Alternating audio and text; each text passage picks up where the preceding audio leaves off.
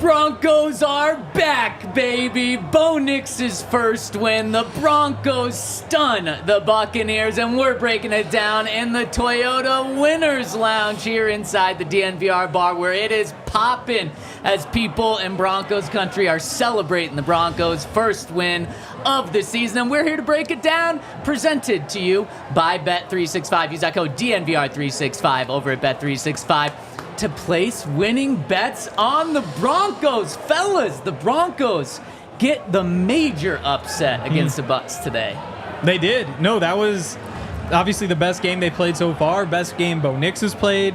The defense, I mean, this to me was probably the toughest challenge they've faced. You know, Seahawks probably right there too, but through 3 games, that defense looks like one of the best in the NFL, and I can only imagine it's because of the coaching they got in training camp. Tried to tell you guys, man. My hot take was that they would be a top 5 defense in the NFL. It's not so hot anymore. You got to adjust it. Top 3. Those boys are balling. They are. Those boys are balling. We talked about the defense need to be extra special today and make plays, create turnovers, and we had 2 turnovers, a big pick by Brandon Jones, also a fumble recovery by Brandon Jones. I wish you would have gotten the end zone, man. You got to follow your blockers, man, back into the crib. But no, that was an awesome game by the defense. And I think the offense played pretty good as well. I mean, they were on point, no big mistakes, marching down the field. First scoring drive since Payton, maybe. I don't know. But it felt good today to be a Broncos fan. It is. I mean, this was a season-changing win for the Broncos. Obviously, the first 2 weeks don't go how the Broncos hoped, especially with how Bo and the offense looked. This win could change the outcome of the season, and not just by a win, but this could totally flip the season around. Now they're off to West Virginia with this win. Huge momentum going forward. But this was everything. Todd, you mentioned how good the defense was. You mentioned how the offense moved the ball. Special teams was special today as well. Some big returns. Will Lutz coming through with multiple field goals. And this is team football. This was a great team win. We don't have to talk about an offense and defense divide. Everyone showed up for this game. And they just beat a Tampa Bay Bucs team who took down the Detroit Lions last week. This was a Tampa Bay Bucs team that was 2-0. They went into their house in their conditions, playing in hot and humid weather, and beat them. This is a monster win right now, just what Sean Payton ordered. Yeah, I mean, we talked about it. Teams that have started 0-2 in the past 3 years since they've gone to the 17-game season, only 2 of the 21 teams have made the playoffs, and that was Joe Burrow and C.J. Stroud.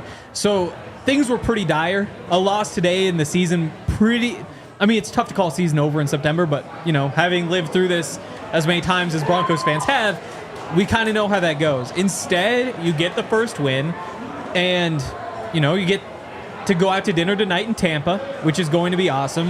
It's Adam Troutman's birthday, so it sounds like there's a little birthday dinner planned tonight. The vibes are going to be... Sure, there's more than a dinner. I'm sure, especially after this, because you just beat the hell out of the Buccaneers.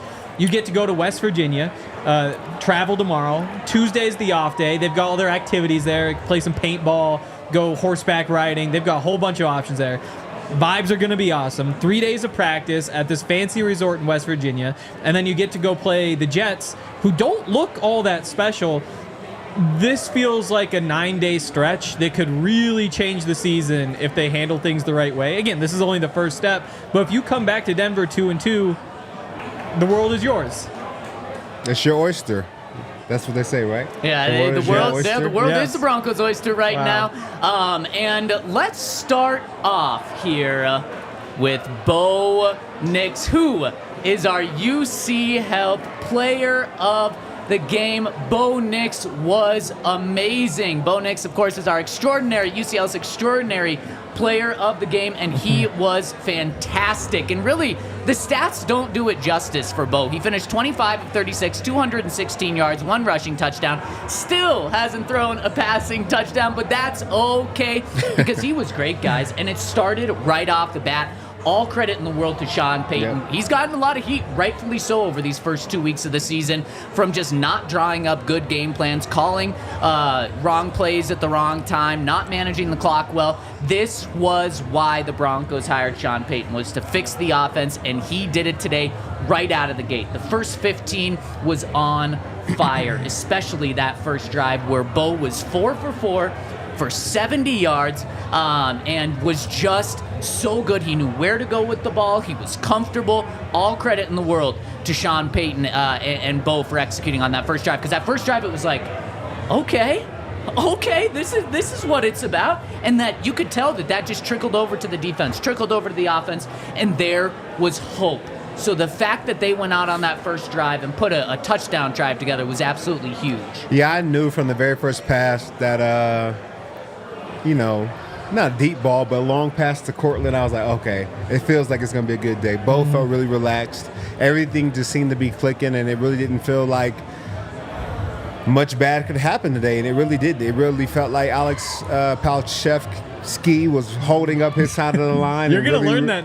I almost got it, you know what I'm saying? Just go with his nickname. I can do all the nicknames, all the African names. I think the Polish names get me. Well, Sean Payton doesn't even say Palchevsky. He just goes Palcho. So you can take, if the coaches are doing that, you can take it. Palcho was doing a great job today blocking. He didn't have any penalties, didn't have any mistakes. No. Didn't really allow any rushers. Just so the offense as a whole just felt like it was clicking from the jump. And once you start fast, like Sean has been preaching this from a year ago. He wants to start fast. Didn't necessarily do it starting 0-2, but he did it in this game. We see how it worked out. It's a lot harder to play from behind, and that's where we had the Bucs all day long. Our defense was able to eat. Tillman came out like he was Von Miller or D-Ware. I don't know what he ate before the game, but he was balling his first start for the Broncos, or first time really playing a lot for the Broncos. Ultimately, I thought everything went well, and the Broncos played like their hand was on fire. You know what was incredible and so unbelievably encouraging? Bo Nix drives the team down into the red zone. Some 3 huge passes to get them immediately in scoring range. I mean, after the very first play, the Broncos were in Tampa Bay's territory. We're not used to that. We're not used to big passes, but they came out firing, and then the Broncos had a delay of game penalty in the red zone, and it backed them up 5 yards. And for the past 9 years, anytime the Broncos are put behind the sticks and it's 1st and 15, it's over. It's over. And so at that point, I'm just like, oh my gosh, here goes a field goal attempt after a great drive. The Broncos shot themselves in the foot, but once they overcame that, it was like, oh, this isn't the old Broncos. In fact, this isn't last week's Broncos. Let's wash that out of our memory. This is a new Broncos right now. And Jaleel putting the hezzy on him to get in the end zone, that was incredible. And so right from that drive, it wasn't just scoring. It wasn't just Bo going 4 for 4 for 70 yards. It was also overcoming the bad that they've had in the past. It's haunted them for so long. That was so refreshing and really made the Broncos believe in this team. Oh boy, you're not a believer, Henry? No, unbelievable. I think Bo Nix played great.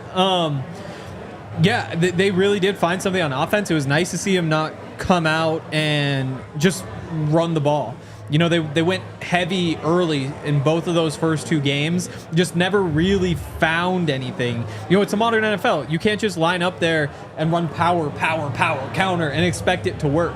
Like, I get that scoring's down, and there's some evidence that would suggest that running's better than passing, but at some point you just need to open things up and start flinging the ball around, and that's what they did. The receivers caught the ball. The receivers got open. The offensive line provided great protection. He was just standing back there all day. We saw what the offense is supposed to look like, and that was it's good to see, because before you just kind of had to guess and try to imagine. Now we know that this is what they're capable of. 100%. This is what they're capable of. And I love that Sean Payton said, you know what? we can't run the ball, so we're not going to run the ball. But then they found a gem in the running back room, and they started to be able to run the ball, and that's what helped them put the game away. Let's dive into that. And then, of course, the UC Health Player of the Game is brought to you by UC Health. Live extraordinary. Head to uchealth.org/tomorrow to take care of your mental health so you can have better tomorrows. Let's dive in to the second man of the hour. Bo Nix gets the first man of the hour, the second man of the hour. Does anyone know how to pronounce his name? Let's talk about him after I give a shout out to our friends over at UC Health with their Ready, Set, Co. They might want to change that to the Ready, Set, Bo initiative because Bo Nix is taking over Broncos country and Coach Prime is taking over Boulder and taking over UC Health to help bring the Colorado back to its rightful place as the healthiest state in the nation. Coach Prime has helped leading their efforts as the Chief Motivation Officer of UC Health's Ready, Set, Co Challenge. And right now, he's Sleep Prime because he wants you to know how important sleep is. It's so important and priority to get 8 hours of quality sleep every single night. It's probably what the Broncos did last night to come out with their hair on fire. They were well rested, ready to go while the Bucs were sleeping on the Broncos. So don't sleep on sleep is one of the big takeaways from UC Health. And if you want to join their challenge, go to uchealth.org/readysetco. That's uchealth.org/readysetco or click the link in our show notes. And shout out to our friends over at Toyota. You guys know this is the Winner's Lounge brought to you by Toyota, and we love our Toyota vehicles here. And this was like the perfect day and afternoon to ride around. The sun's coming out, you ride around, you drop the windows in your Tacoma or your RAV4, and you even drop the window in the back. Did you guys used to like that where they had the window in the back? They used to slide straight down. You can hang out with your... I don't know if that was legal, but we definitely rode in the trunk just so you can have that window in the back down and hang around. But we want you to go visit your Front Range Toyota stores, specifically the Auto Nation Toyota Arapahoe and Centennial, the Corinth Toyota in Boulder, the Groove Toyota in Littleton, the Mountain States Toyota in Denver, Stevenson's Toyota East in Aurora, and Stevenson's Toyota West in Lakewood. Toyota, the official automotive partner of the NFL and the official vehicle of DNVR. Boom, and shout out to our presenting sponsor, Bet365. Use the code DNVR365 over at Bet365 when you sign up. And LFB, if you want to get in on the movement, we've got the shirts available over at the locker. Click the link in our show notes to get the Let's Frickin' Bo shirt. The what? Let's Frickin' Bo. Oh, frickin'. Okay. Yeah. Okay. We're It's now. time. We're good. Frickin'. We're keeping it cool. Now It's good that we're promoting these now because we didn't really promote them the first 2 weeks. Yeah, Rightfully exactly. so, but now it's time to get the shirts. You know Rightfully what I'm saying? so. And guys, I mean, this was the Bo show. I mentioned the 4 for 4 for 70 yards on the first drive, but then at halftime, the leading rusher was Bo Nix, and it's like, oh my gosh, is Bo Nix going to be the Broncos' leading rusher this entire season? Yeah. And then the Broncos let Tyler loose. Tyler Batty, Tyler Beatty, Tyler B. Bidet, Tyler B, whatever he is. He's a bad man, guys. Yeah. And I'll tell you right now, he's without a doubt the Broncos' best running back on this team. And I think Sean Payton acknowledged that because after he went out and got a good run, Sean kept putting him in the second half. And he ends almost averaging 10 yards per carry. Of course, ripped off that huge run to really put the knife in the Buccaneers' defense to end the game. But he ends as the Broncos' leading rusher. Him and Bo tied for the most rushing attempts at 9. And he ended up with 70 yards, 7.8 yards per carry. And how I think that Sean Payton really acknowledged that he's the Broncos' best running back right now is at the very end of the game when the Broncos are bleeding out the clock. You typically put in the guy you trust the most, right? Not to fumble, the guy who's earned it. That was Tyler B out there. And Sean let him earn that. This is huge, and I absolutely love. Good coaching is about adjusting and being able to play to your players' strengths and adjusting on the fly. Sean Payton last week admitted that he did not do that with Tyler. He said, man, I got to be more aware of like the hot hand and what's going on. I didn't do that. That kind of flew under the radar last week, but he admitted that.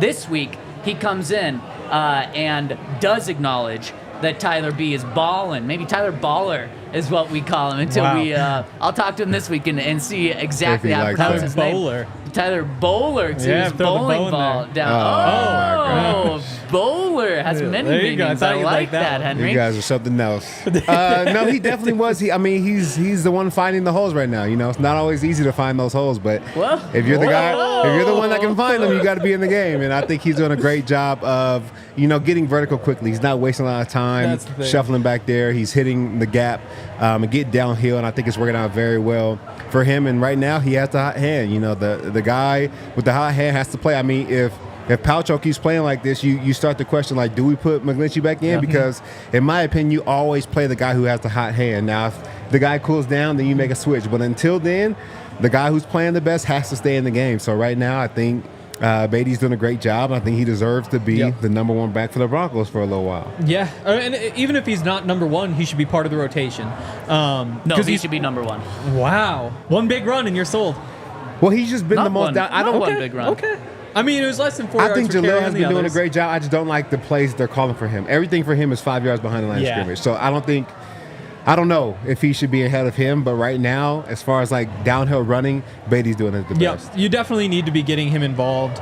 You start to wonder if you need to bring him up off the practice squad or if you can trust him to not sign with somebody else. I'd imagine he's not signing anywhere else just because he's getting touches here, and I'm not sure he's getting touches anywhere else. But, I mean, you played this game with DeMontre Jacobs, you played this game with Jalen Virgil and Brandon Johnson, so, like, maybe you just don't mess with it anymore. But I like that you brought up Palchevsky, too, because, again, if you got a young guy who's playing well, you let him play. That's just what you do. And we're still a few weeks away from any decisions needing to be made, but as much as it sucks for the Broncos that they don't have Mike McGlinchey, and it sucks for Mike and all that stuff, sometimes injuries are kind of a healthy part of an ecosystem inside a franchise, because that's the only way young guys get to play. Jaquan McMillan, awesome player. Yep. You don't know that if K'Wan Williams is playing all year last year, though. You look at P.J. Locke. If Kareem Jackson's playing all season, you don't know what P.J. does.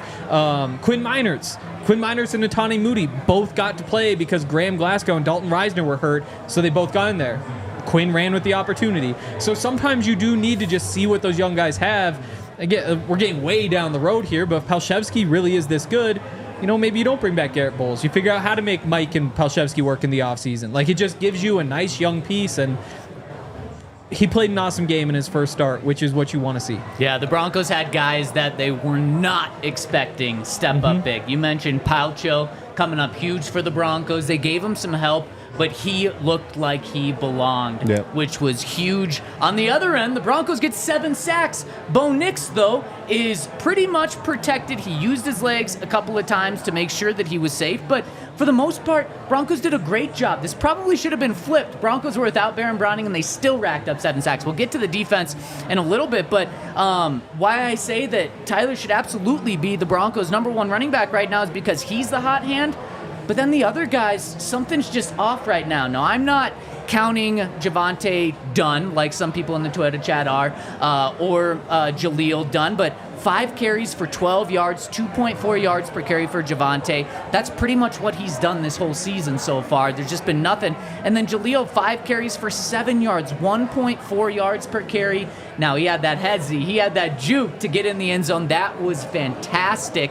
But something just wasn't working, and I just love that they fed Tyler the hot hand, kept him hot. He was great. Palcho was great. And Sean Payton, all the credit in the world to Sean for a fantastic game plan. He's talking to the media right now after the game in Tampa, and he just told the media that are there they wanted to come out aggressive. He said, I wanted to come out aggressive and start throwing the ball early and then run the ball late to drain the clock out.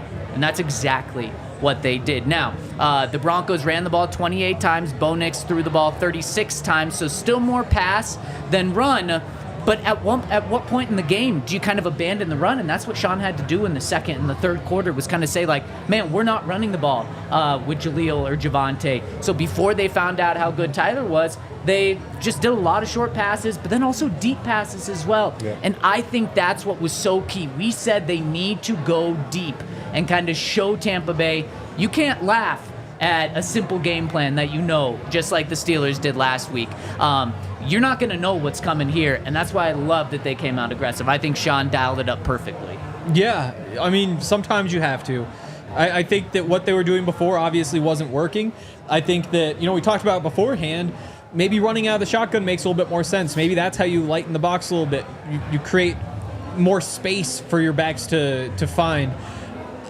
I think Bo took advantage of the opportunities that were in front of him, but to me, it's just as much about the protection and the receivers. I think, Lil Jordan Humphrey, I think he showed just how important slot receivers are in this offense. He's had a couple mistakes in the first couple of games, but when you just have him as a safety net right there, it's easy access for a quarterback, 6 catches, only 37 yards. And part of me thought, what happens if you put a premier slot receiver right there, replace like a Chris Godwin, for example? How does that change? But you're at least seeing this proof of concept. You're seeing what these receivers do well and how they fit into this offense. You didn't see all the personnel changes that you saw before. And we haven't gotten the numbers on that yet, but there wasn't so much throwing Marvin Mims in there. There was a little bit of Troy Franklin, but it felt like they ripped this offense kind of down to the bones and executed it, and now maybe you can build it back up from there. Yeah, I think that the Broncos did a great job of executing the game plan. And then also it helps when you can find a fish. I think football is all about matchups, and I felt like throughout the entire game, 35 for the Bucs, Jamel Dean, normally a pretty solid player, was getting absolutely torched. And I don't know what it was, if he had something bad for breakfast this morning, but they continued to attack him the entire game, and it was always a catch. If not a catch, it was a penalty, and I think they did a great job of finding the fish. That's what football is all about. You got to find the matchups. On top of them being able to find him as a DB, they weren't getting any pressure. They didn't have a pass rush to speak of, so let Bo sit in the pocket just a little bit longer and take a deep breath and find the players that he needed to, and I felt like overall the game plan was great, and that's why the Broncos executed at such a high level. Yeah, 100%. And then Bo did a great job of not just locking in on Cortland Sutton or locking in on Lil Jordan Humphrey or locking in on any guy. Bo Nix had completions to 9 different guys, and Todd being able to have the pocket presence and the protection from the offensive line was huge for that, because he was able to go through his progressions. And Sean Payton just told media after the game about Bo Nix, this guy's going to be something special. So he's all in on Bo, and Broncos country is all in on Bo. He looked like the Bo Nix that the Broncos drafted. He looked calm. He looked composed. Yeah. And he had the arm when it was needed. I mean, he rifled a couple of balls, and there was one to Cortland Sutton where I think it was Dean who was in just perfect coverage, and it didn't matter because Bo zipped it in there. Cortland with the great catch, and we saw Cortland Sutton, maybe not a breakout game, but this is the Cortland Sutton that the Broncos hoped he would be for Bo Nix. He was targeted 11 times, came down with 7 catches, 68 yards, and it was kind of like a quiet 68 yards too, but Cortland just kept showing up when you needed him to, and Bo was spreading the ball around, so not one receiver went off. Cortland did lead the team in receiving. Lil Jordan Humphrey gets 6 catches. Josh Reynolds, 2 catches for 36 yards. Javonte for 4 catches. You even have Nate Adkins coming in for a catch for 6 yards as well. And that shows me how well Bo is seeing the field when he's hitting 9 different guys. Yeah, and I felt like this game, as opposed to the other ones, me and Hank laugh about it all the time. It felt like a lot of 4-yard passing routes the entire game, the last 2 games. This time, I didn't see a lot of yak, but the routes were a little bit deeper. And even when he's throwing to Cortland, he's throwing to him right now, but it's a 9-yard comeback instead of a 4-yard sit-down route. So it allows to be like, okay, now we're 2nd and 1, or he gets enough for the first down, instead of being 2nd and 6 every time and trying to decide, do I run again? Do I run the ball now, or do I do another short pass? It just put the team in much better and more manageable downs than behind the sticks, I feel like. Yeah. And just no pressure. He was able to sit back there and buy time, find guys when they finally came open, if there was nothing open initially. And then he was able to take off and run, too. I mean, that's the other big piece, is that it almost felt like their pass rush slowed down because of those runs, but those runs were opened up by the great protection. You wind up with a running lane. So it was a great combination, I think, of, again, I've said this a couple times, quarterback found the open receivers got open, and the offensive line provided great protection. I mean, no sacks. Yeah. That's just they don't score 26 points if they're giving up 3 sacks. Yep. No, and then on the flip side, you get 7 sacks. The difference between 7 and 0 is massive. It's 7. It's 7. There you go. In honor of John Elway. John Elway, yeah. The Broncos. This one's for John. Is that what Sean's saying in the locker room right now Probably to this not. team? Wow. Yeah, probably not. But you know what's even more impressive about this, specifically in the first half, when Bo had 169 passing yards, he was 18 of 23. He was money in the first half. And then with his protection being good, what's even more impressive is they didn't have a running game. And so Tampa Bay could have easily just said, fine, I mean, we're stopping their run, so we don't have to worry about it. Let's pin our ears back and get after Bo. And they probably did that, and the Broncos offensive line still held up. So that's just so encouraging, where things in the past few weeks have kind of been the opposite. They've been like more discouraging than anything. Now this is more encouraging because this is huge. In the first half, the Broncos ran the ball outside of Bo 9 times for 21 yards. Yeah. That's 2.3 yards per carry. They had no running attack, yet they were still successful. And right now we're seeing on Fox, they had a camera on Sean Payton in the post-game locker room, and it's filled with smoke. So you know... Smog. Yes, smog. Okay, different. You know what I'm saying? I don't think they were lighting it up. That's not what I... It was implied, though. The Raiders, the Raiders light it up after games. They do. Speaking of the Raiders, down 7-0 at home to the Carolina Panthers at the moment. How about that? Let's enjoy that Shout while out we Andy can. Dalton. But clearly they brought Club Dub out to Tampa Bay. Yeah, man, you got to celebrate the wins. I mean, they're so hard to get in this league. And when you finally get one, a rookie quarterback's first win of the season, you got to live it up. You got to enjoy it. Don't celebrate too hard. You are in Tampa Bay. I mean, I've heard you can get into some trouble in Tampa Bay if you're not careful. So just be, you know what I'm saying, be smart today, guys. You know what I'm saying? Enjoy the win and get ready for the Jets. I have to imagine tonight's going to be a blast. It's gonna be a good Tomorrow, time. the Broncos leave in the morning to go to West Virginia, but that means they've got tonight to enjoy this one. And speaking of enjoying things, let's talk about the Broncos defense, because boy, was that an incredibly enjoyable performance that they had, really shutting down Baker Mayfield. And if you want to enjoy something, grab a Coors Light, where Coors Lights were flowing at the bar today. And if you want to get yourself a beer for these afternoon games or for the evening game tonight, check out our friends over at Coors Light. We've got Coors Light on the set, and it's all about chilling. And no better way to celebrate a Broncos win than to chill with a Coors Light, where it's all about chilling, because it's bottled chilled. It is brewed chilled. It is served chilled. And even the bottles and cans tell you when it's perfectly chilled, because the Rockies turn blue when the beer's as cold as the Rockies. So check out our friends over at Coors Light. And if you want it delivered straight to your door right now, go to CoorsLight.com/DNVR to get it delivered with Instacart. That's CoorsLight.com/DNVR. Coors Light Brewing Company, Golden, Colorado. Celebrate responsibly. And shout out to Bet365. I've had a pretty great couple of days over there. Let's go. I took the Colorado Buffaloes when Baylor got the ball for the last time last night, 22-1 odds. Woo! Got the Broncos today. Bet365 didn't believe in Bo. They didn't Bo leave. That's what we call it. There That's we right. go. Henry, you're believing now. Already hit the parlay, all 4 legs this morning. 2 of them were underdogs, so that's going well. But I screwed up, and I didn't take the Rockies because we're such in a rush to get on the show. They're already up 2-0 on the Dodgers in the first inning. Those Doyers? Man, there's something in the water here. Well, the thing is, I wanted to get on Carolina too. I picked him here, but again, we were just so rushed. I wasn't able to get my bets in time, and they went up 7-zip early. But there's always more money to be made, like with the Falcons tonight against the Chiefs, who do not have Isaiah Pacheco. So get on over there and use the code DNVR365 when you sign up. They'll give you some awesome offers, including if you bet $5, you can get $200 in bonus bets, or you can get a first bet safety net offer. Replace bet up to $1,000. If that bet loses, you receive a match refund in bonus bets. Whatever the moment, it's never ordinary at Bet365.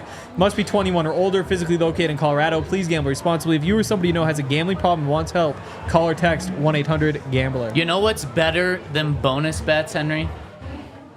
No. No, Bo. Bonus bets. There we go. Yes, There and we Bo go. was delivering today. Here's the scene in the Broncos locker room after the game where the smog is what we're calling it? Yeah. Smog is clearly in there, man. That is a blast of a locker room. And this is a team that I bet is going to quickly believe and believe in what is happening with Sean Payton, and a perfect time for them to hit the road and to really carry momentum going into New York. And a big reason outside of Bo why this team can believe is the defense. This defense has been really good, great, elite in the first 2 games, and they put on their best performance today, even better than the first 2 games.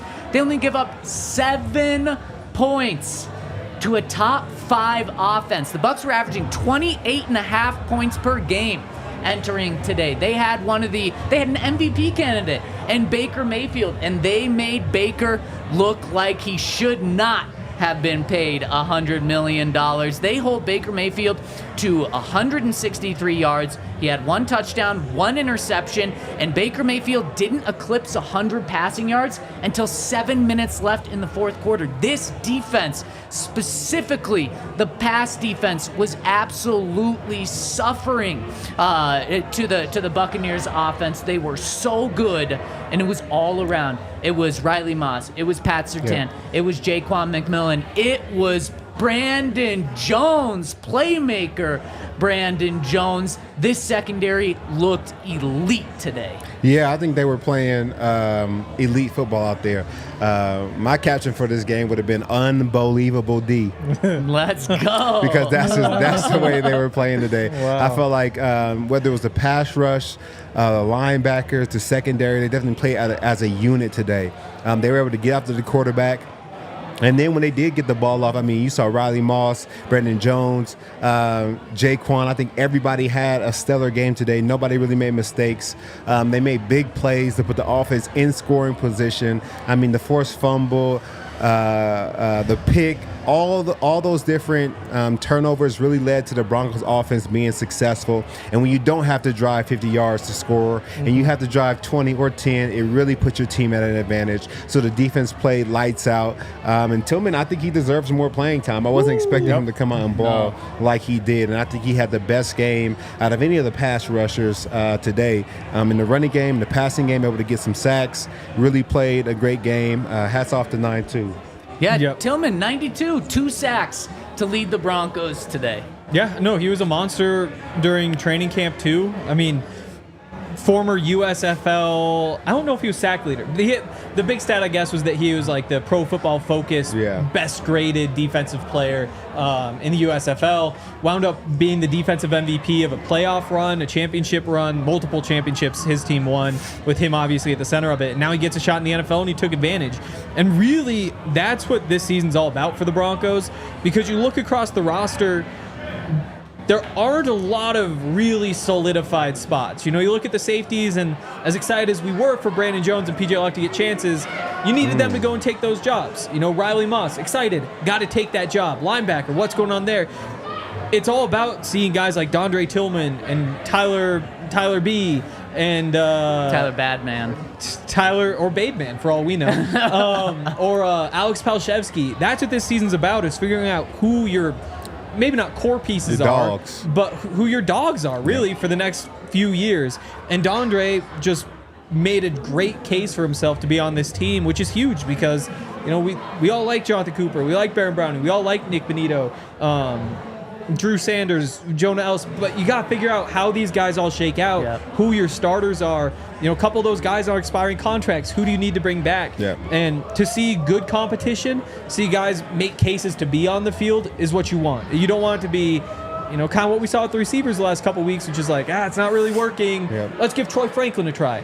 You know, so this is a huge step, and that pass rush, that front seven was just insane today. Yeah, and some guys are gamers, because I would say, like, it's tough. I mean, didn't Sean Payton describe Palcho as kind of like a gamer? It doesn't really work in practice, but it works when he gets in the game. Some guys you can't really have a full understanding of what they're going to do on Sundays until they're in the game. Watching Tillman all training camp, I thought he was a good player, but today he looked like an all-star, and he may just do better in games than he does in practice. So it's important to get these guys in. I think, Hank, you mentioned it earlier, how sometimes injuries open up doors for young guys who actually have abilities that you would not have been able to see if the person in front of them didn't get injured. So we never want to see anybody go down, but this was actually a great moment for Tillman to show what he could do. It reminds me of like forests up in Montana. They say like once every 100 years, you just need the whole thing to burn down.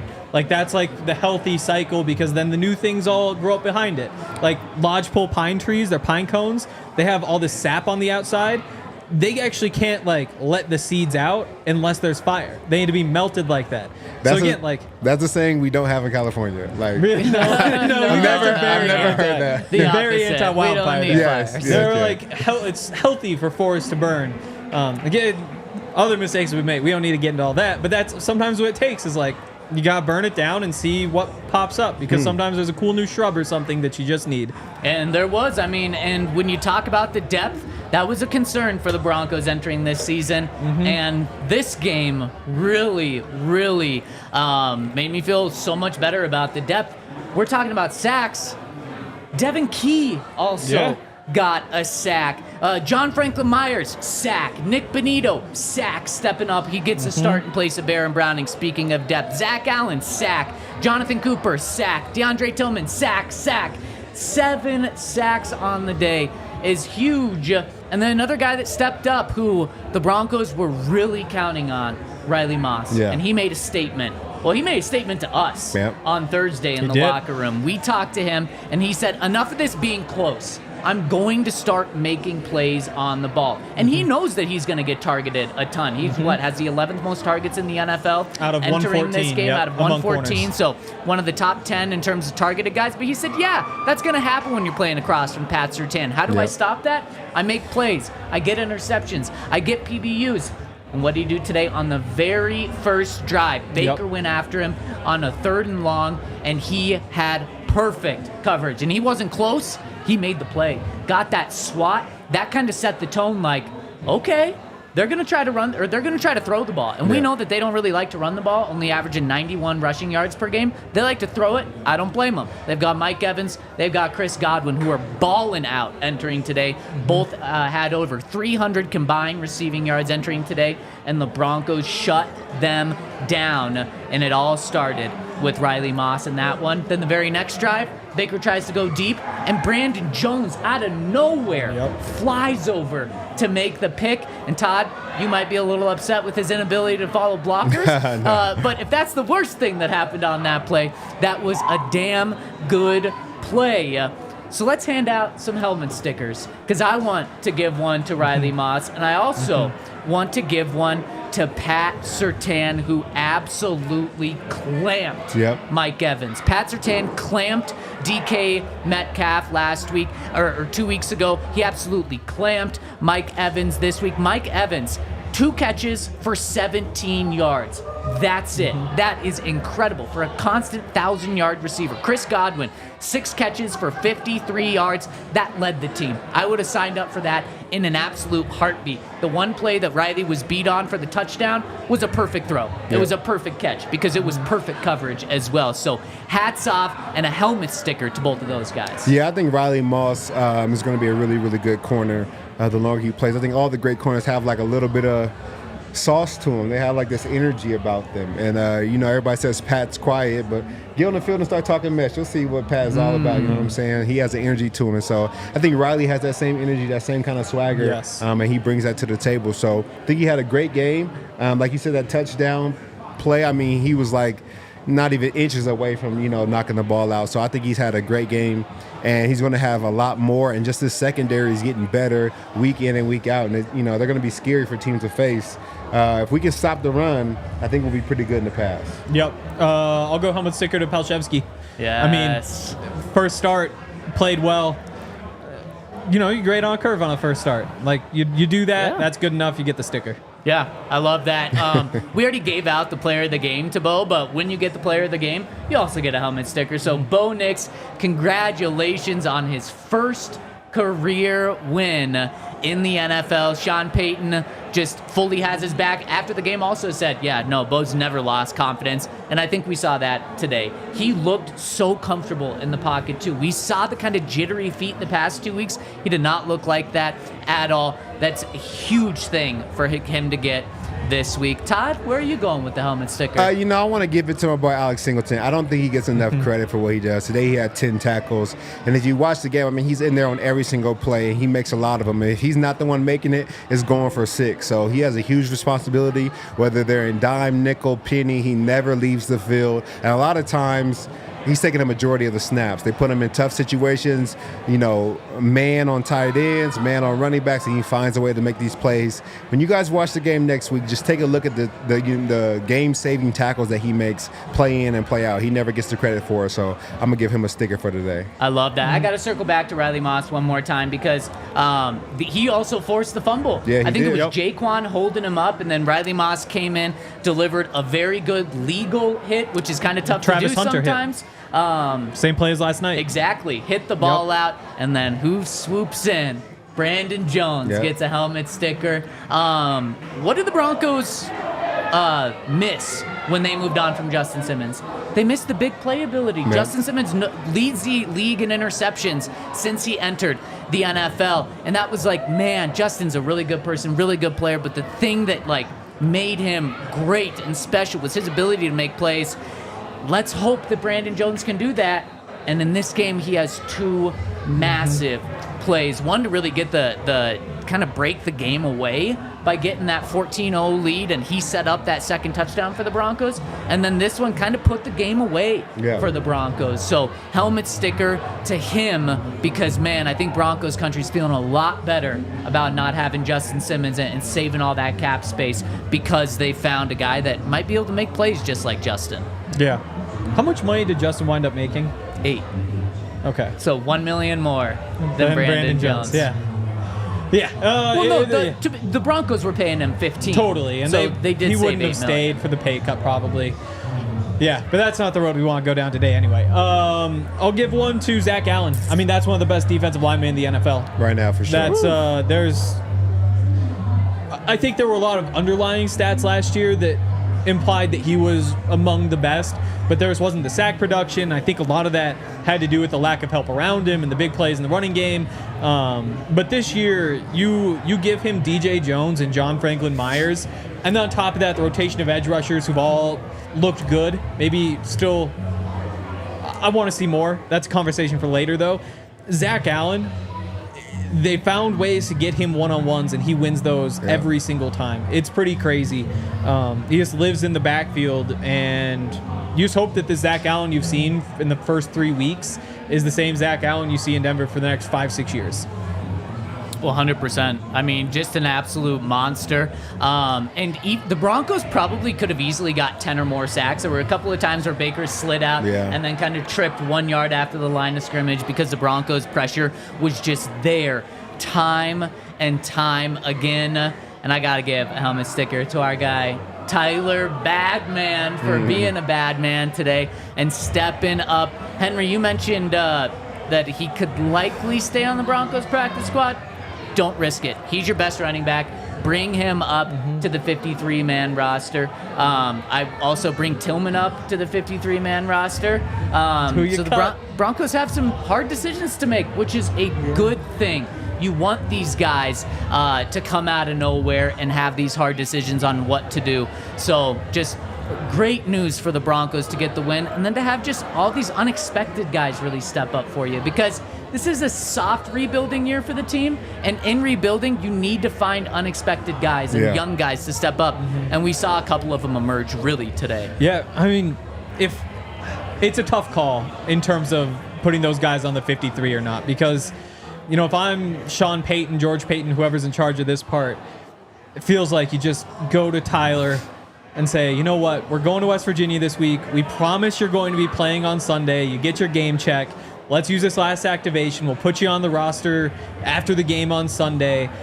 Just don't sign anywhere else this week. Tell us if you get a phone call for like a number that you should be able to trust those guys to not sign anywhere else for one more week and not waste that roster spot. But again, like you I don't think have you'd to be trust wasting them. it though. To Your best not have to running cut back, somebody. that's not a waste. Yeah. In my opinion. Yeah. I mean, it's a waste if you can keep them without getting rid of somebody, you know? Because you look through this roster and there isn't a lot of fluff at this point. So I don't know who would be the first one out. Mm-hmm. You're in kind of a tough spot there. Yeah. I think for a lot of these guys, I Blake mean, it's Watson? tough. I've been in that position where, like, I'm playing well and I'm balling. Don't put me back on practice squad. Mm-hmm. You better find somebody else because if I get a call, I might not be here. Yeah, don't ask me to be the team player. If you value me so much, Yes. pay me, show me. You Give me get that the money. roster spot. Yeah, it's from Beatty's side. All it is a promise that you will be on the 53-man roster in 1 week. So let us great. just use this roster spot right now. You still get your game check. Obviously, we want you. And if I'm the Broncos Obviously or not? Yeah, Obvious- not obvious. Because obviously you make the, you know what I'm saying? Yeah. I mean, You I just think on the 53. No, you say obviously you just ran for 7.8 yards per carry in a broken running game. Obviously we need you, and honestly, obviously you're not getting these same touches when you Try go this somewhere argument at home with your girl. Yeah, It's like, I No, promise. don't take this seriously, Henry. In a week, you'll be my girl. Just let me clean up my roster. You know what I'm saying? I gotta organize some things. Let me get rid of a couple players. I promise you'll be my girl. You take care of me every day. Just wait 1 week. You think she's going for that? she's not going for that. Exactly. But no, then I tell Tyler like, okay, well, JL Skinner's getting cut then. Like JL's 53 right now. If we need to put you up there, it's like he's gone. If that's what you got to do. No, but that's the GM's tough job. Yeah. Unfortunately. No, the tough job is selling Tyler on staying. The salesman part. It's not about making that decision. It's about getting him to stay 1 more week. JL can go on IR. You don't have to cut him. Like that's a way to do it. Something, yeah. So Yeah. I don't know. He's your best running back. I personally would not do anything that could possibly lose him. I think he should be the starter next week as well. And guys, before we hit super chats, well, first, everyone tuning in, hit us with a thumbs up. We got a lot more people tuning in than we have thumbs up. We really appreciate everyone tuning in and the support. If you're new here, we do this show at least 5 times a week, breaking down your Denver Broncos, especially. It's always fun after a win, after a game season-changing win, I think. But before we hit super chats, I just really want to emphasize how much of a team win this was. Yeah. And it wasn't just that they held the Bucs to 7 points, and it wasn't just that special teams had a couple of good returns. It wasn't just that the offense and Bo looked extremely impressive and functional and put up 26 points. It's also just the way the game went. It felt like every single drive, whether it was offense or defense, there was, especially in the second half, there were a couple of times where it felt like, oh no, Tampa Bay's getting the momentum back. It's 20-7. If they get a touchdown here, it's really gonna hurt. And especially that first drive of the second half, the Bucs got the ball, 2 plays there in Broncos territory, and it's like, oh no, this is gonna be 20-14. We were talking odds, and we were like, if they get a touchdown here, the Bucs might be favored in this game to win now. And it was like, man, after the Broncos dominated the first half, just 3 minutes into the second half, they're going to be favored to lose already. It was like, man. And then JFM comes up with a huge sack to make it 2nd and 17. Then the next play, DJ Jones gets a big pressure to force a 3rd and long, and then the Bucs aren't able to pick it up. Then the Broncos get the momentum back. So it was like, oh my gosh, okay. Whew. We went down to kind of a dangerous place and to what ifs, and the Broncos defense said, don't have to worry about the what ifs. We're taking care of business. Then the Broncos, it's still 20-7, and you're like, okay, let's pull away here. And then the Broncos just absolutely suck the life out of the Tampa Bay Bucs. Whoa. On the field. They did. With all their clothes on. There was 7 minutes and 40 seconds left in the third quarter. The Broncos got the ball.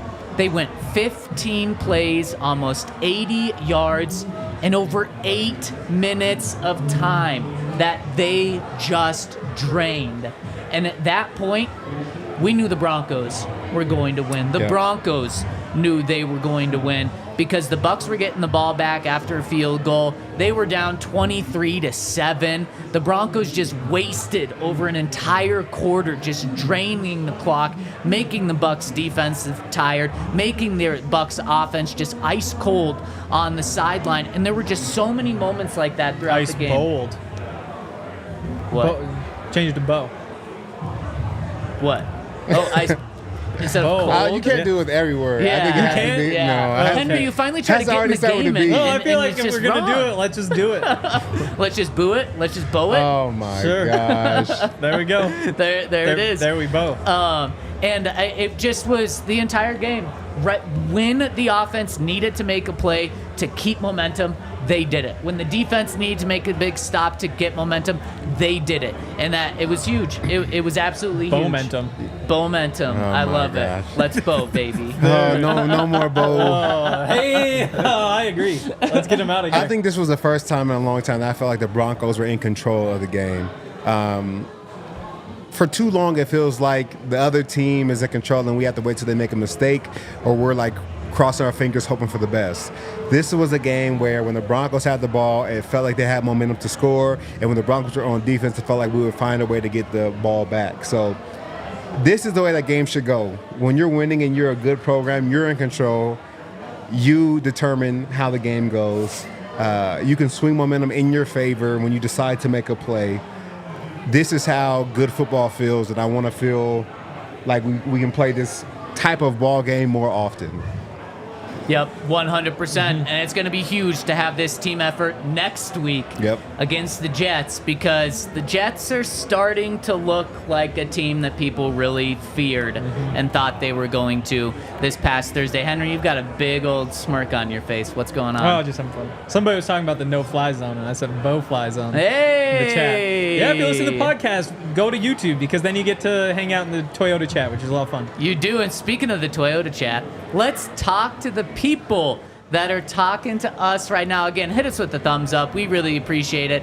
Helps us out. And let's get to some super chats here. And the first super chat is coming in from our friend Simon, who says LFG, but I think Simon means LFB. Hank's prediction ended up being the closest with his 55-0. So I was looking through today. Our predictions never got posted on Twitter this week. Wow. Zach, is there a reason for that? Oh, you can blame the social. You can blame really? RC for that. Okay. Oh, yeah. I'll blame his RC job. for that, because I didn't get to flex on my being the only one to pick the Broncos. man. Can you give the whole story on that? Because I don't think, you know what I'm saying, you're taking all the credit, like you didn't get, like, you know what I'm saying, forced to do that by somebody kind of strong arming you. You got to give the whole story. That's a good point, you know? Todd. I can't give the whole story. I will say, Why not? word of my prediction last week that the Broncos would lose 23-6 to the Steelers. People heard that. People heard that within the Broncos locker room. Some Alex some rules were Singleton, made. I mean, who are you talking about? You could imagine who'd be seeing those things, and all of a sudden, some of my privileges in the locker room were revoked. Can't ask questions for 30 days and stuff like so that. I I may have had to, like, no, I'm saying the story. I may have had to balance things out a little bit with a little 55-0. Yeah, he told you had to, you know what I'm saying. Okay. There we okay. go. There we go. We're There we locked go. in. And there we go. There's the story of why Henry picked 55-0, and good thing that you were I was close. encouraged to doing a score like that, because you were definitely the closest, only one that got the dub today in our picks. So good job on nailing that one, Henry. Ivan Cruz chimes in and says, hell of a coaching job from Coach Payton and Coach Joseph. So good to see Bo looking comfortable. That long run from Bo was sick. Highlight reel stuff. Let's go, baby. Keep it rolling. And I think that's one thing that Broncos country and really the nation is still kind of getting used to. Like, oh, man, Bo's got some wheels. Bo can go. I wonder why they're surprised. Yeah, well, I think if you want to explain why, you can. Nope. I don't know. I don't get it. Because he threw for 4,500 yards at Oregon. That's okay, why. there Henry we threw go. for 45 There we passing go. touchdowns to only 3 interceptions last year. It's because he's such a good passer. That's why people are surprised that he can run. But, I mean, we were dangerously close from Bo Nix being the first quarterback ever to lead a team in rushing yards in each of his first 3 starts. Thanks for Tyler, the bad man, coming through and not having that happen. But the Broncos end up on the day with almost 150 rushing yards, which is huge because they need that. And they did not have that in the first half, but they got it in the second half. And big part to Bo Nix, 9 carries, 47 yards, 5.2 yards per carry. All right, next one from Jordan, who says, let's not act like this is a surprise win. We saw improvements on both sides of the ball week 1 and week 2. This was the only natural next jump, especially when you open the playbook more and not treat Nix like a rookie. Jordan, you know what I'm saying? I love you, man, from the bottom of my heart. But I got to be honest, man, I'm a little surprised by this. I don't know if I felt like they had the chances to put up 26 today. You know, they scored 20 the first week, then scored 6 that next week.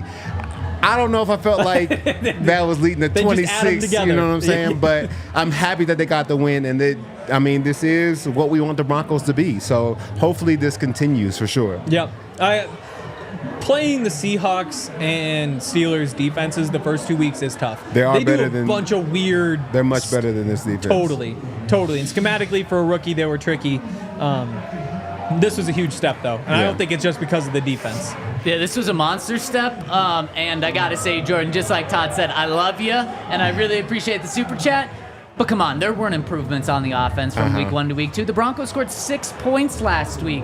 So refreshing to throw that out the window, not look at that ever again, and build off this 26-point performance instead of a 6-point performance. So a huge, again, season-changing win for the Broncos. Nathan chimes in and says, LFB, what do you guys think about if going forward? Bidet plays in Williams' current role. Williams plays in P. Ryan's former role. Thanks, and go Broncos. That's interesting. Do you know what a bidet is, Zach? Oh, I know what a bidet is. Do you, Henry? Yeah. I've been to Europe many times where they have them flex, everywhere. Yeah, wow. That's a big flex. Yeah. Have you used the bidet? You know what? I was so afraid of it the first time I went, so I didn't. Once you use them, though, you know they sell bidets, like toilet seat covers that are bidets that you can put on your toilet at home. And am I making sense? No, yeah, you can buy the cover and it becomes a bidet. Yeah. There's ones that are like $800 because they warm the water that shoots in and helps clean. It's warm. Hey, we might need one after the way Tyler's running. It's pretty impressive. That's crazy. Yeah. So apparently, there was word in the press box that they were saying it's pronounced bidet. We've been calling him Beatty. We've been calling him Beatty ever since he was playing with Drew Lock at Missouri on the DNVR Draft podcast back in the day. But yeah, I'm gonna feel really bad if we've been saying bidet and his name isn't actually Bidet. I wouldn't feel bad. That's on the Broncos. They've got it in their pronunciation guide. It's on them for saying that's how. But I mean, that's good. I hope it's Beatty. I hope it's Beatty. Talk about getting the shitty end of the stick with that one. If your name's not actually pronounced Bidet, he wouldn't be able to believe it. Oh man, that would just be one for the toilet bowl right there. So shout out. We'll figure it out. We'll get to the bottom of it this week. I have a feeling it's going to be just like Jaquan McMillan. As we learned last year after his big game last year, they do like the Monday morning media availability. It's like, okay, what's your name? How do you say Who are you? We have the entire Denver Broncos media here. How do you say it? I know you've been here for 6 months, but what is your name? Because the thing is, Jaquan told a bunch of people a bunch of different things. It's not just on us. Like, he was telling some people some things, some people others. So he was getting his own name wrong? I think so. I'm still not convinced it's Jaquan McMillan. No, you gotta go, Mom, how do you pronounce that name? No, Henry, you and I were the ones that figured it out last year. I went up to him in the locker room and was like, I think I said, how do you pronounce your first name because it's been wrong? He was like, Jaquan. Yep. And then you came up right after, like, okay, now what about the last name? He's like, McMillan. So then we got it. Yeah. We got to do that with Tyler now. I'm pretty sure first name is Tyler. I'm pretty sure we're right about that. Tolaire. Exactly. Pretty sure we nailed that one. But when Innie was drafted, that was the very first question. Hey, can you just tell us how to pronounce your name so we can get it moving forward? Okay, Inioma Uwazurike. Yep. Who knows? Who knew that we needed to ask with Tyler? Yeah. But now we know. Kyler. Sorry, or Kyle. There we go. Garcia chimes in. Yeah, change your name to Tyler. Kyle says, I owe Vance Joseph a massive apology. Wasn't a fan of his hire at all, but this season so far, he's made me eat my hat. Absolutely impressive. Yes, 100% Kyle. Vance is going to, after this win, the Broncos are going to be probably a top 5 scoring defense in the NFL. Without a doubt. And don't feel bad, Kyle. I mean, a lot of people have been saying that he needs to be fired and calling for his job. So you weren't the only one that wasn't a fan of Vance Joseph. But I'm just glad you guys get to see how talented of a D coordinator he is when he has guys that line up and just do what he says. So I think we're at that point right now. And shout out to Todd Davis for being part of that staff to help the Broncos. Right now they're giving up an average of 15 points per game. It's really good. That'll do. That will win the Broncos many games. Next one coming in from Caboose the Bear. Wow, well, just hitting us with the super chat, I think. Thank you so much, Caboose the Bear. What a name, too. Next super chat from our friend Jordan says, Palchevsky should be the starter. Tyler has earned more snaps. Wave Lil Jordan Humphrey. Activate Tyler. Elevate Parham for the third down and red zone threat. Henry, do you take this as a threat because he said wave Lil Jordan? Wow. I don't know what you were watching, or not you. I don't know what the commenter was watching. Jordan. Jordan. Yes, Jordan. How many catches has Lil Jordan made? Lil Jordan, not this Jordan. Little Jordan, well, he had 6 today. Mm-hmm. Yeah. 6 of 8, 75%, 37 yards. Does he lead the team in catches? He'd be close. He's up there at least. He'd be close. Yeah, I mean, you can't move on from him. Like, he's too important of a piece of your offense. Oh, but you can move on from Tyler, huh? We wouldn't be moving on. He'd still play this week. Oh, well, another team could poach him if you're not willing to sign him at 53. Only if he agrees. It's not like he has to clear waivers. Hey, Todd, you're going to get a much bigger offer somewhere else. You going to consider signing that? Yeah. Yeah. Hey, Todd, I'll match that offer. Will you stay in Denver? Well, you didn't match it yesterday. You want to match it today on my way out? Yep, I'll match it. Oh, dang. And yesterday I said, hey, if somebody calls, like, we'll let you know. Can you go up a little bit? Yeah. And I'm the starter? Yeah. What do you want to do? I mean, I don't think it's this hard. Like, everybody wins. I mean, the Cowboys don't have a running back to say they're live, and they call. Oh, that's a good point. Would you rather play for the Cowboys or the Broncos? I mean, you guys didn't want me yesterday. Yes, we did. We gave you 9 carries. You could have put me on the active roster, though. Yeah. But we didn't need to because you still play. You now still you're get mumbling. your game check. I'm not sure about this. I'm out. It doesn't matter. It's the exact same thing. It's like Michael Burton did it. Will Jordan did it. They did. Much different points of their career, though. And have a very... But what's the difference? What's the difference? They just trust Sean more because of that? Well, sure. Yeah, and also they have years of this experience. Prior relationships with Sean, too. Yeah. Before Tyler the Broncos. doesn't. Yeah, exactly. But you just say, like, hey, we're doing the exact same thing. You get one more activation, or elevation, not activation, right? Yeah, and then we have to sign you. We'll sign you. You get your same amount of money either way. Here we go. It's not going to be guaranteed even if we do sign you. Franklin's not really concerned either way because he says, our guy Franklin says, Javonte Williams will be all right. Go Broncos. I hope so. Yeah. I really hope so. But again, we knew coming into this year there was a bunch of different moving pieces in that running backs room. Yeah. They had to make the tough decision to move on from Samaje. That was kind of the first domino. Now you're saying, like, Tyler B, he's going to be getting touches somehow. Yes. Whether he's on the roster Sunday or not really is irrelevant because he's going to be on the roster the week after. Which means, again, are you just carrying 4 running backs, or are you moving on from Blake Watson? In a couple weeks, Audric Estime comes back.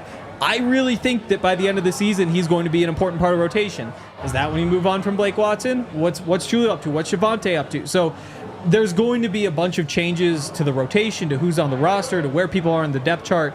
I hope Javonte plays well because Javonte at his best is better than any of these other running backs have ever been at their best in the NFL. Yep. Just got to see it from him. Yeah, and I really want to watch the film and break it down because I think Beatty is doing a great job of, hitting the hole downhill. But once again, I don't see Javonte or Jalil have opportunities where they're not getting hit behind the line of scrimmage. So even though they're averaging 2.5 yards or a yard and a half, they're gaining positive yards because of where they're first getting hit every single play. So I really want to break down the field to see what's the difference between whether it's blocking scheme, whether it's play call, whether it's just how he's attacking the running game, there is a notable difference from when he's in the game versus the other guys. And the big thing today, obviously, he breaks the big run. And he's the first Broncos running back to break one of those, which has been something that's sorely needed. And that's why he's now going to be a part of rotation. But on the other 8 carries, 27 yards, it's not like it was... What yards per carry is that, though? Still 3.7. 3.7, so that's Totally. Almost triple what Jaleel had and almost double what Javonte had. Totally, but it's not like 3.7 is a number you look at and say like, oh my goodness, how do we let this guy go? 3.6 last year was what got Javonte in kind of the hot water with the fan base where you say, does this guy still have it? And now Javonte's at 2 yards per carry. Oh, totally. So But this is blowing that out of the water. Yeah, is it great? No, but is it way better than anyone else on your team? Yes. yeah, but I mean, that's why with Beatty, you don't say, this guy's been incredible. It's that one big run that makes you bring attention to the fact where at least he's done that. You still want to see more, but he's done enough to say we got to give him the ball so we can see, so that we will see more. I've seen a 5-year, $100 million deal. Oh, There you go. My guy, baby. There you go. And Wow. then he can buy us all bidets, so that would be nice. Caboose the Bear chimes in and says, Troy Franklin can get open and has hands. Get Well, him in rhythm. You're batting 500 there. Again, we talked about on the pregame show. He did get open in training camp. He got behind Pat Surtain. He got behind other guys. Thing is, he just dropped the ball every time it came to him. And today, he has it was on the sideline, right? Downfield. He caught it. Didn't get the feet down. So you're just waiting for him to kind of put those pieces together. We talked about it this morning when the receivers aren't producing. Hey, throw the guy in who's going to get open at a higher rate, but is going to drop the ball 2 out of 3 times and see what happens. And I think there's no reason to take touches away after his performance today, but expecting Troy Franklin to all of a sudden become a starting receiver, probably a stretch. In this situation, give him some opportunities, though. I like that they gave him opportunities, and Yep. that's where it starts. Like, look, we got to take the progressions realistically, and today was a nice progression for Troy. He got 5 targets. I want to see that again next week. Marvin Mims had a catch. Troy Franklin had a catch. Not any big catches, but still, they're finally getting opportunities. I like to see it. Our friend Jordan chimes in again and says, Nick Bonito, Jonathan Cooper, and Tillman and Ellis were already better pass rushers than Browning anyway. Wow. Told people Browning out isn't a huge loss. I still think it's a huge loss. I think he's a good passer. I honestly feel like Barron would have had 2 sacks today. Not saying that, not taking away anything from what Tillman did or any other person on the front line. I just think Baron Browning is a good pass rusher, and he's good in the run game. Yeah, that's my opinion. So I just loved how the depth stepped up. Yeah. And we got to see guys from the guys who were starting, as in Nick Bonito. He also had a couple of pressures and quarterback hits. I believe back-to-back quarterback hits on a series. he could have had another sack too. I think it was one that somebody cleaned up. Yep, exactly. Yeah, Baker was kind Maybe of falling Zach for it, Allen, and someone else. yeah. Yep, exactly. Andrew Sullivan says, "What a good weekend of football in Colorado." Yeah, it started off last night with the insane Hail Mary, then Travis Hunter ending the game with the forced fumble. We call that the Riley Moss type of play that he made. Yep. And then the Broncos, man, just dominating from start to end in Tampa today. Yeah. Next one from Stephen Sholey, who says, not quite 55-0, but Hank called it #GoBo, #GoGrizz. Yes. No I don't think I'm wearing Grizz. any Grizz stuff today, which is a shame. No Grizz, but go Bo. Wow. Bo Grizz. So, no, Boo Grizz. Boo. Bo Nix is his name now? No, Bo Nix, but Boo Grizz. Nobody's doing that. Next one from the Danimal, an OG says, so 7 of Beatty's Bidet's runs came in the last 2 drives, and he crushed it. Q Payton in the presser saying we needed to find more ways to get him on the field than not doing it. Nix freaking cooked, though. Nix did cook. I mean, Baker was supposed to be the one that was cooking, and instead, Bo absolutely took that, and the Broncos just shut Baker down today. Yeah. I think Bo had a great game. I think, what did he have, 218 yards? More than that, 200 and He had 218 before. 260. No, you're right. I'm Okay, sorry. 216 yards. I mean, this is a stellar performance from Bo, but I think there's still 300-yard games to come. Yeah. You know what I'm saying? So this is a good performance. I can't wait to see when he really puts it all together and, is finding receivers downfield and making the right plays and the right throws. So I think a lot more good is to come for Bo Nix. Well, in the first half, 169 passing yards. He was on pace for almost 4, or he was on pace for 300 and like 20, 38. 30. Yeah, I mean, he was on pace for a huge game. But then Sean kind of took the foot off the gas, and it all played out totally fine. So no criticism there. But yeah, we're still waiting for Bo to get in the end zone with a passing touchdown. I think Caleb got that today. Yeah. So there has been a rookie that has a passing touchdown now. But waiting for Bo. Maybe that'll come in week 3 here as the Broncos are able to maybe even up and get back to 500 this year. Adam Hutchins says, great as always, guys. So good to hear. Love rather than in the morning. Love that. Oh, because he's in the UK. LFB. Right on, Adam. Thank you so much for joining us, even overseas. Is that it you hear? That is it. You guys have any final thoughts today? Great win, great team win. Solid performance from everybody around. I think this is the new way for Broncos football. Let's not get too excited, but I do think that they've figured some things out and can kind of like build on this for sure. Yeah. Caleb Williams went for 363 yards today. Oh well. How many points? I don't know. Don't have it pulled up. That's pretty impressive. But that's the 7th 300-yard passing game so far this season. So I mean, it's not like that's a number everybody's throwing up. Like, I'm pretty sure Mahomes doesn't have one. Like, it is what it is. Okay. The Bears lost. They put up 16 points today. So give me Bo Nix over I'm Caleb not saying Williams for none. today. Give me Bo Nix too. Hyping Caleb Williams. I was just looking he at put up 300-yard games. 16 points. Give me a break. 363 yards, most in a game this season by 30. But I think again, like the offense is finally here. We see what it's supposed to look like when it works, and you just hope that they can keep it working, and I hope that they can build on it. I think that this week going to West Virginia is going to be huge for them. They have some momentum. Carry that in. I think the Jets honestly kind of suck. They've shown that this season too, so I think they should. Did you watch Thursday Night Football? Who'd they play? The Patriots. The Patriots. And that's what I You think said the Jets suck, though. They didn't on Thursday night. they suck. We'll get into this all week. I think the Jets suck, and I think they're going to win, and if they do, all of a sudden it's a fresh start on the season. All right, I absolutely love it. John in the comments is saying, I am so excited for this win and what it means moving forward. And John, I think you should be absolutely thrilled. I think this is a season-changing win for the Broncos, and now they get to have a great time out in Tampa tonight and before they hit the road to West Virginia. I'm going to be there, so make sure you're staying tuned with us all week. We're going to be back tomorrow at 11 a.m. We'll have talked to Sean Payton early in the morning tomorrow, so we'll have any injury updates, and man, let's get this Bo train. Let's keep the Bo show going, baby. So Broncos country, let's Bo. Thanks for tuning in. Hit us with a thumbs up on your way out, and we'll see you tomorrow, 11 a.m. We